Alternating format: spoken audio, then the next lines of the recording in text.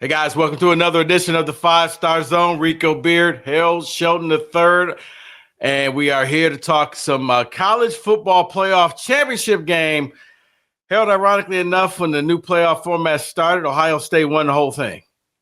They changed the format system again, and it looks like Ohio State may be poised to win the whole damn thing. When you look at this Buckeye team, not quite of a dominating performance as it was the first couple of games, but man, I'm seriously trying to see how Notre Dame, with all the injuries, can compete and win this thing. It looks like, man, this is a layup for Ryan Day. Yeah, I feel like Ohio State would have to lose it more than Notre Dame winning it. Like, I think if both teams are at their best, Ohio State is definitely better, probably 10 to 14 points better, in my opinion. So I think in order for Notre Dame to win, that's Will Howard turning the ball over a couple of times. Maybe that's Notre Dame blocking a punt or a kick, which they've been great at all year. They blocked 6 kicks. In the Georgia game, it was a kickoff return that kind of gave them the momentum, and they were able to, hold Georgia off. I think it's going to have to be something like that, because what Ohio State wants to do offensively just seems like a terrible matchup for Notre Dame, because Notre Dame, they play more man coverage than anybody in the country. And I know we talked about that before.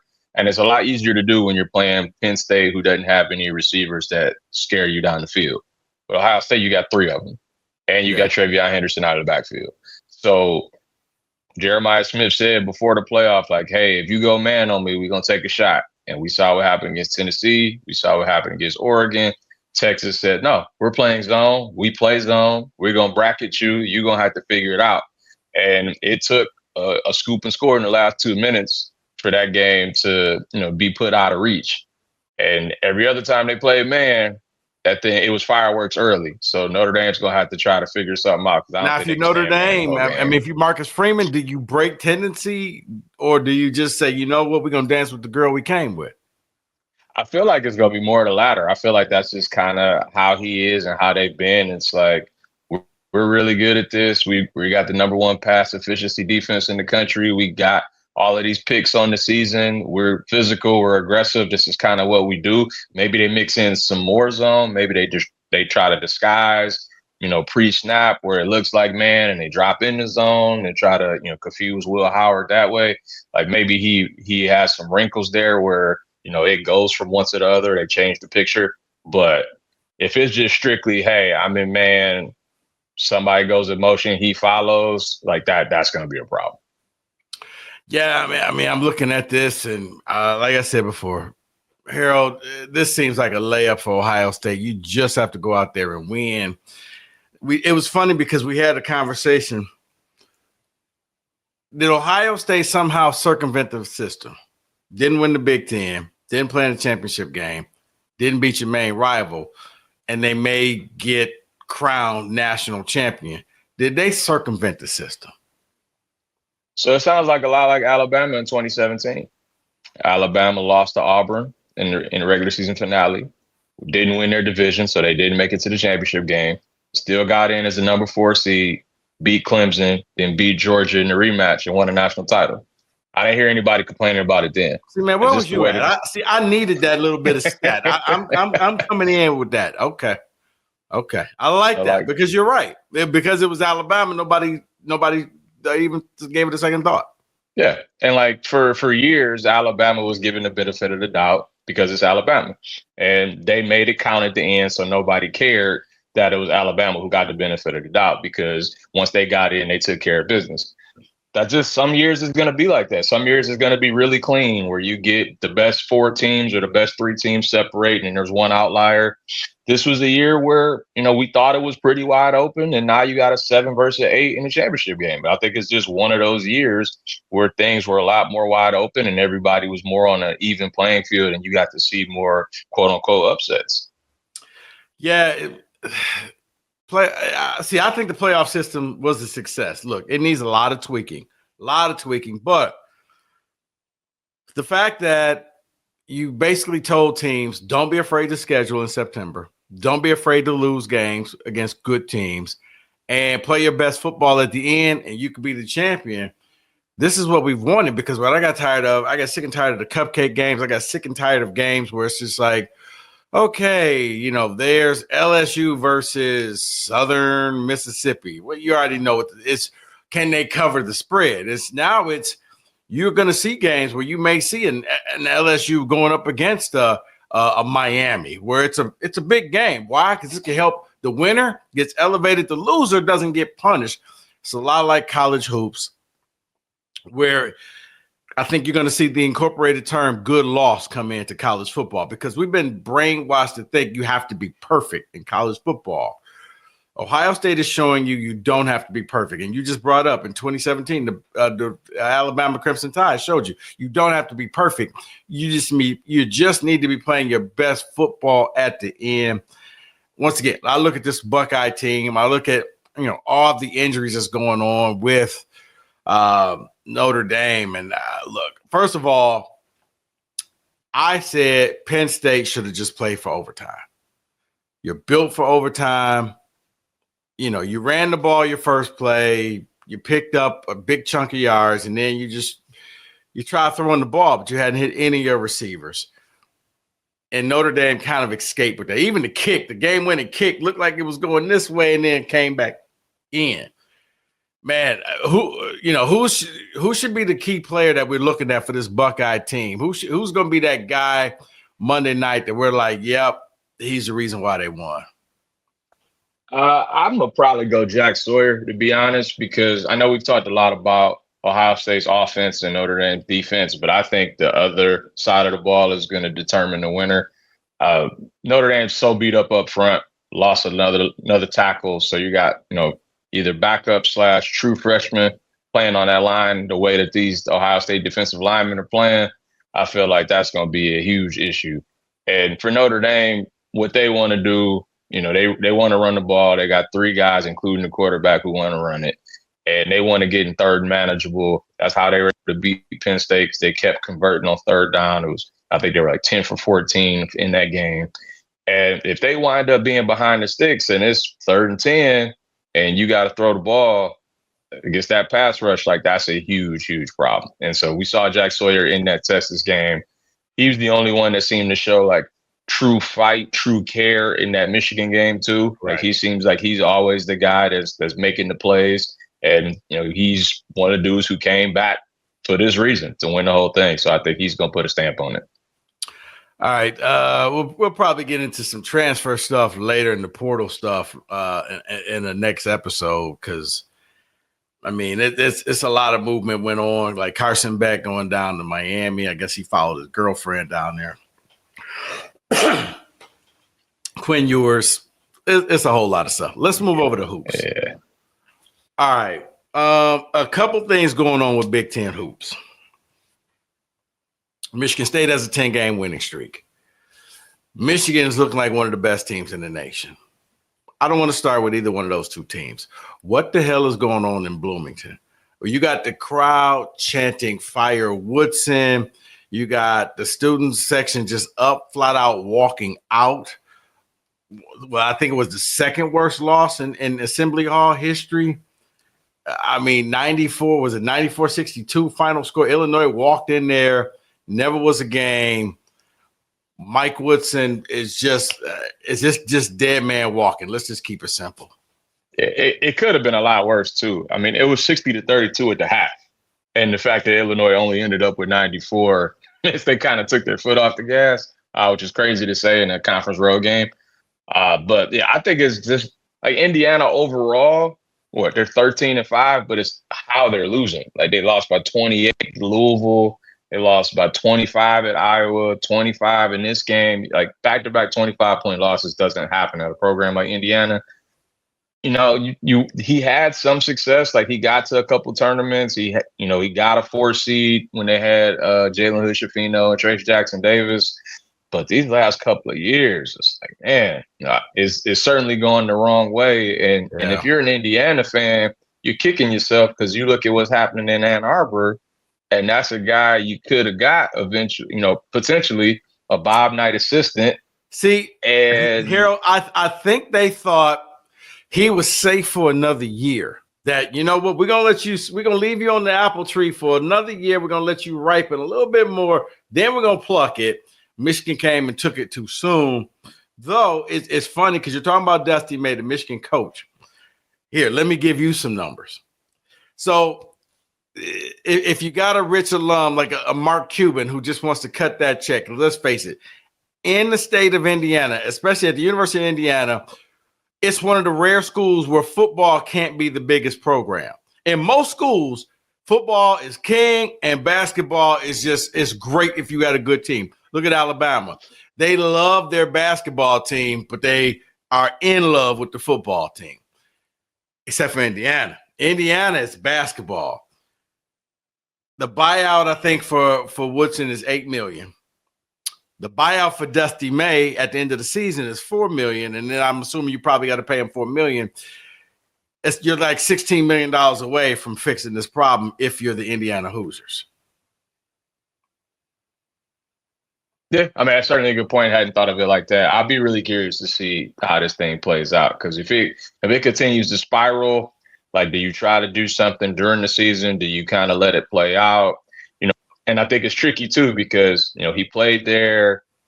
He's one of the greats in that building, in that uniform. And so if it's an outsider, I feel like it might have been easier to cut ties. But because it is one of your own and it's one of the greats that you've had, do you hang on too long? And we kind of saw that with Michigan in a way where it was like, Juwan, that's one of our greats. He's brought a lot of notoriety to the program, a lot of good moments to the program. And it seems like it has to be drastic for you to move on. And maybe it turns into that with Indiana because, I mean, back-to-back 25-point losses can't happen. No. I'm just looking at that. Like, I think he's lost a fan base, and I don't think he's reached the point. But, man, I look at with him and Mick Cronin at UCLA, and it's just like, guys, you almost want to say, are you trying to get fired? Because Cronin, you went from just kind of blaming your players and a flex of, hey, I've won 500 games. It's like, yeah, but you haven't won a title. So, okay, with you to, basically with you the king of the lollipop guild. Like, what does that really mean? Like, nothing. I look at what, like, geez, are both of these guys, is it just me, Harold, or are both of these guys just almost looking like they're trying to get fired? See, I think this is a cautionary tale about the portal. Like, you can't just go out and just buy dudes and just think it's going to work just because you got talent. Like, it still got to come together. It still got to mold. And then you got to have the right personalities because in the case of Cronin, he had dudes that he recruited there. Then he brought in portal guys and basically put those portal guys over the guys he recruited. And now the locker room doesn't seem to necessarily be cool with that. And so now it's like, well, what did you expect? Like, you brought these guys in and it's like, well, you told me one thing, then the next year you recruit over me and I'm just supposed to be cool with it, especially nowadays where everybody's getting money, everybody's getting paid. It's a two-way relationship now. And so if you're saying, all of this stuff about, these guys are delusional and this and that, and it's like, well, I don't know what you expected from this. Like, this isn't the old way anymore. Like, I can leave soon. Like, I don't have to stay here. And so you want to recruit over me, fine. Like, I'll go somewhere else. Like, it's not the same anymore. Yeah, because you're right. Because you really don't have that much power. But yeah, I just look at him. I'm like, I've seen coaches, do the whole "I'm disappointed in you," but what Cronin did was that was extreme. I don't know how you walk back into the locker room and just my bad your way out of that one. Like, coach, you pretty much said we all suck. Yeah, you got to have strong player leadership. The assistant coaches suck. You basically said we're all just here and we think we're better than what we are. Like, I don't understand. I guess help me under how do you walk that back if you're him? Because then he gets tossed out of the next game. Right. I don't know if you can. I think you have to have strong player leadership to kind of get the group back together. And maybe it's, we're playing hard in spite of our coach, but who is that guy that UCLA has? And I'm not sure, but who is that guy that just brings everybody together and say, look, we still got a chance to make some noise here. We got to band together. We got to stick together. even if it's in spite of our coach, we got to do it for us. Like, I don't know if they have that dude. And so, having a strong locker room, I think, can, overcome a lot of things. And right now, again, this is outsider perspective, what's happening in Indiana and what's happening at UCLA in terms of getting dudes and paying them, several hundreds of thousands or maybe some millions of dollars. And it's a bunch of pieces you brought in from all over the place. If it doesn't gel, you kind of see what happens. Yeah. All right, let's get to Michigan State. Michigan, I mean, they're on a 5-game winning streak. To me, they got a couple winnable games this week. The meat of their schedule, I think, kind of takes off next week, where all of a sudden we're going to kind of see what happens. For Michigan, with Donaldson coming back, is this the point guard that they've been kind of missing? Like, finally healthy. You really saw it in the what was it? The game they played, not Washington, UCLA. Yeah, the UCLA game where that was like, okay, you no longer need Wolf to bring the ball up the court. You got somebody else, and Wolf can kind of go back to play his position. Is he going to be that player that gets them to that elite status where they could win the Big Ten? I certainly think he helps. He seems like a stabilizer. When things were going wrong, he was the guy who made big shots. When Wolf got in foul trouble, he was able to run the show. I still think at their ceiling, they're probably still best going through Wolf. But at the same time, that's going to result in some turnovers too.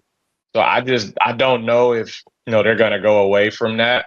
Problem is, Michigan turns it over more than anybody in the Big Ten. They're one of the, 30 worst teams in the country in terms of turnovers out of 364. So as good as they've been on offense, like, imagine how much better they could be if they stop turning it over as much. And maybe Donaldson is a way to do that, but I just feel like the way they've been playing through Wolf and through those bigs, that his skill set is best utilized when he has the ball. And I think it's one of those things where you just kind of live with some of the turnovers that he has.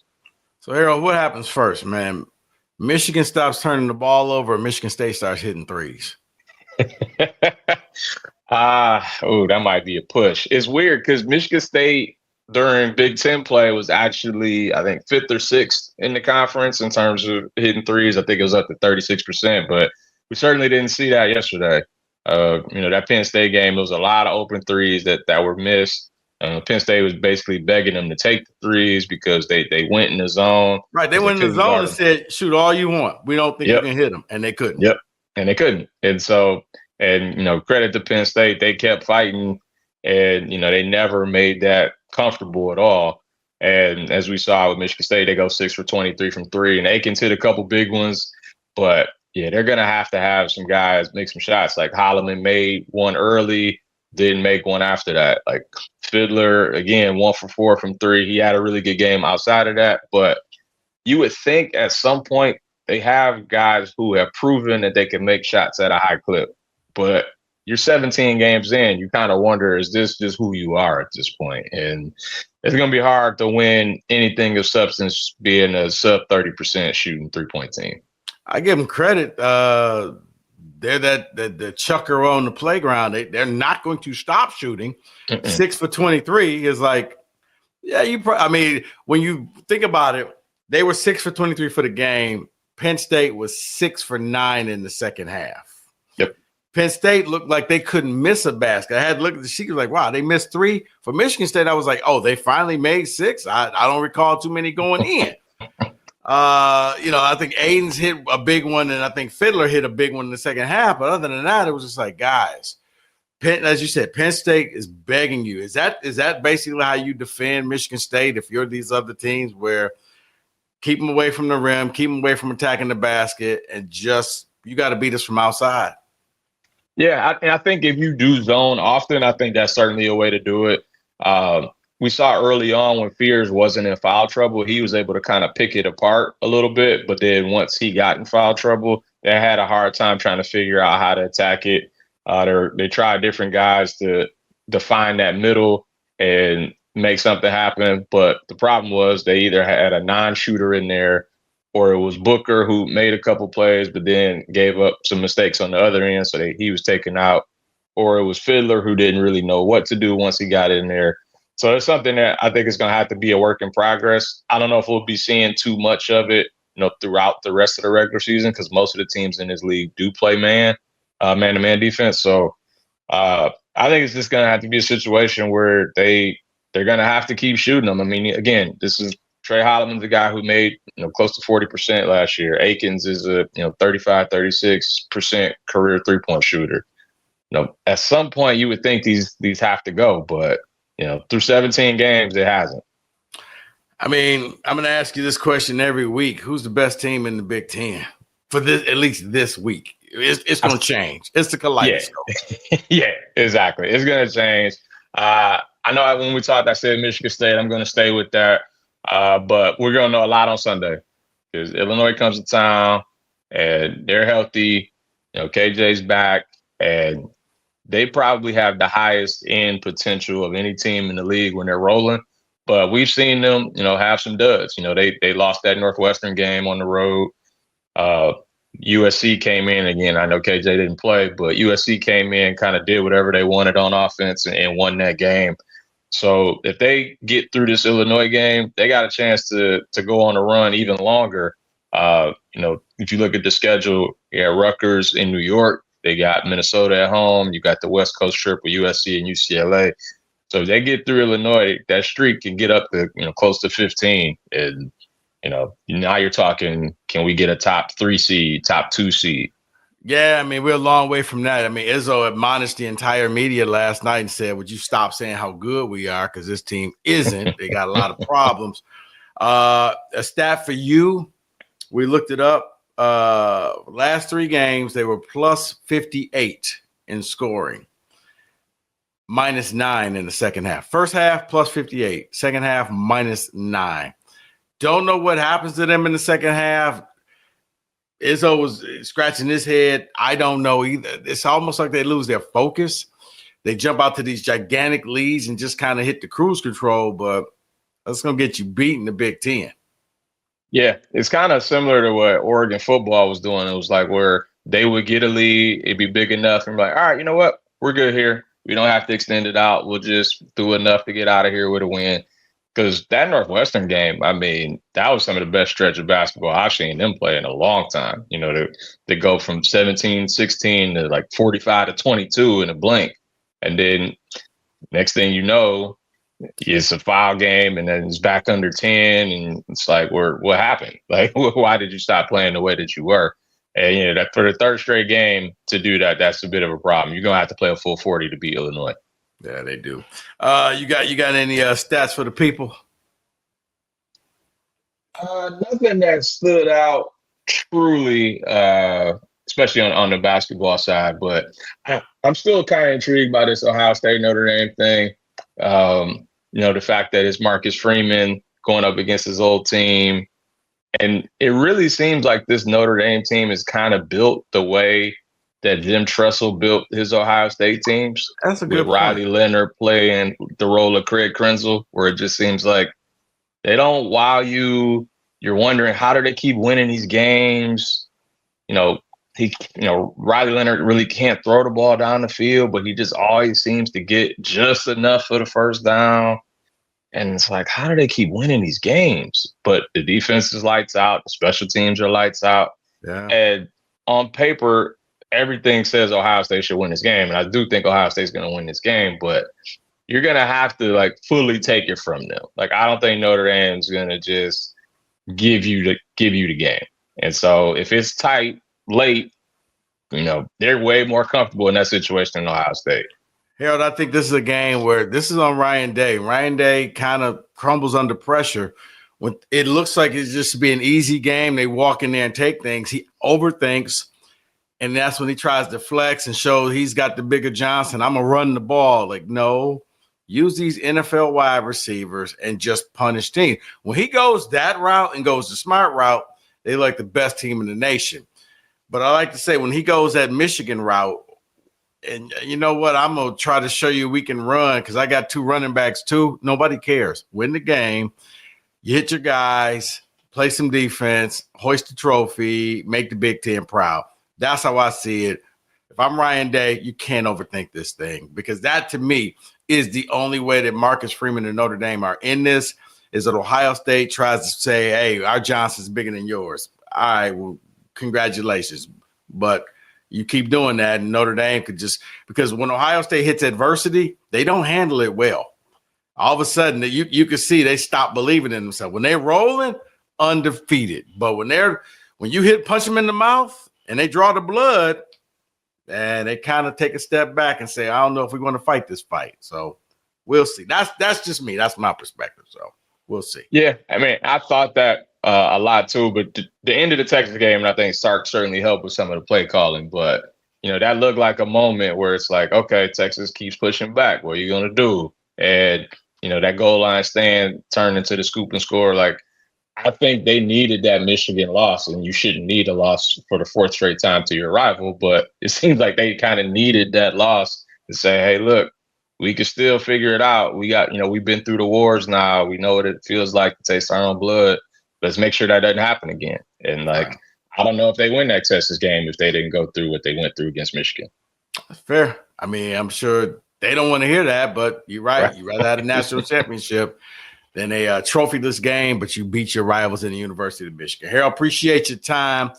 We'll be back next week. We'll recap the national championship game, and we'll play another edition of Who's the Best Team in the Big Ten when it comes to hoops. For Harold Sheldon, I'm Rico Beard. Thanks for watching. Keep liking and subscribing to the 5 Star Zone.